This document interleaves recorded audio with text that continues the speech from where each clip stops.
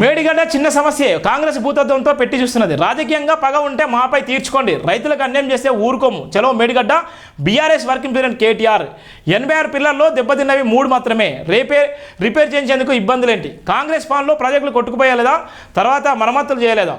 అవినీతి మాట్లాడే హక్కు కాంగ్రెస్కి లేదు. కరప్షన్ కేరపడ్రస్ ఆ పార్టీ. రాజకీయ ప్రజలు వారి ప్రాధాన్యత. సిద్దిపేట ఎమ్మెల్యే హరీష్ రావు చూడు వాళ్ళు ఇష్టానుసారం చేసి మేడిగడ్డ చూడు, మేడిగడ్డకు పోతూ కూడా మా జర్నలిస్టుల బస్సు కూడా మొత్తం పగిలిపోయింది. అది కొద్దిగా అయితే ప్రమాదం. దానిలో ఉన్నటువంటి జర్నలిస్టులు, వాళ్ళ పిల్లలు, వాళ్ళ ఫ్యామిలీలు, ఇంకా పెళ్ళిళ్ళు కాని వాళ్ళు, ఇంకా పెళ్ళిళ్ళ వాళ్ళు, ఇంకా వివిధ ఇబ్బందులు అందరూ మేడిగడ్డతో పాటు మేడిగడ్డలో కూడా పోయేటోళ్ళే ఉండే.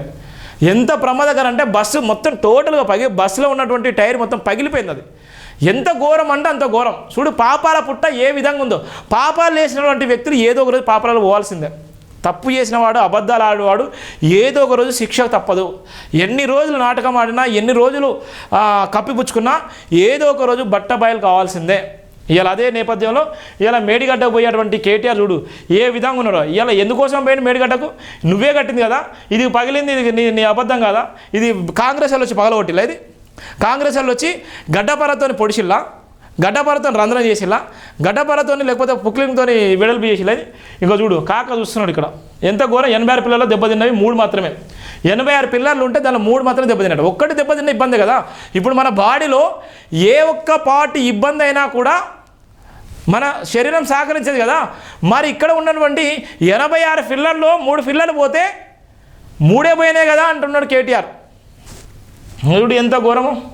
మేడిగడ్డ సమస్య చిన్నదని దానిని కాంగ్రెస్ పార్టీ భూతత్వంలో పెట్టి చూస్తున్నదని బీఆర్ఎస్ వర్కింగ్ ప్రెసిడెంట్ కేటీఆర్ విమర్శించారు. మేడిగడ్డ సమస్య చాలా చిన్నదట, ఇంత పగిలినా కూడా ఇది చిన్నదట. చూడండి బలిసిన వాడు ఏది చెప్పిన నడవడానికి ఇదే కారణం. బలిసిన వాడు ఏది చెప్తే దాన్ని వినడానికి గొర్రెల్లాగా మనుషులు ఉన్నారు. ఇవాళ ఇంత పెద్ద సమస్య ఉంటే ఇది చాలా చిన్నది. కాంగ్రెస్ వాళ్ళు చేసేటువంటి ఆరోపణలు అబద్ధము, వాళ్ళు చేసేటువంటి ఆరోపణలకు నిజం లేదు. ఆ చిన్న సమస్యను భూతత్వాలు పెట్టి చూపిస్తున్నారు అని కేటీఆర్ అంటున్నాడు. మరి దీని మీద ఎవరు ఎట్లా స్పందిస్తారో చూడాలిగా. చలో మేడిగడ్డలో భాగంగా బ్యారేజ్ని బీఆర్ఎస్ నేతలు కలిసి పరిశీలించారు. బ్యారేజ్లోని 86 పిల్లలను దెబ్బతిన్నవి 3 రిపేర్ చేస్తే సెట్ అవుతుందా అని చెప్పుకొచ్చారు. కాంగ్రెస్ పాలన నిర్మించిన కాడెం గుండ్లవాగు 2 సార్లు కొట్టుకుపోవడం లేదా? నాగార్జున సాగర్లో శ్రీశైలంలో లీకేజీలు రాలేదా అని ప్రశ్న. వీటిపై తాము రద్దాంతం చేయలేదన్నారు.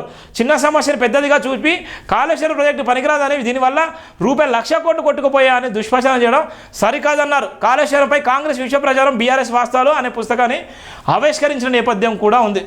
ఇంకా చూడు ఎంత దారుణంగా ఉండవు బలిసిన వాడు. అందుకనే ఏదైతే ఉంటారో వాళ్ళు ఏది చెప్పినా వాని మాట నమ్మే అటువంటి పరిస్థితి ఉంటుంది.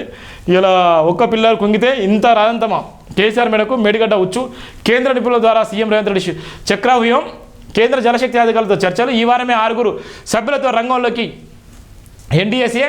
మేడిగడ్డతో పాటు అన్నారం సుద్దిల్లా ప్యారల్ సందర్శన. లోపాలపై అధ్యయనం అనంతరం ప్రభుత్వానికి సూచనలు. వారి సమక్షంలో అధికారులకు నిలదీయనున్నటువంటి రేవంత్ రెడ్డి. కేసీఆర్ని మేడిగడ్డకు తీసుకెళ్ళలేదా? కేసీఆర్ను మేడిగడ్డ తీసుకెళ్ళలేదా? ఆయన చూపించలేదన్నటువంటి నేపథ్యం కూడా చూస్తున్నాను.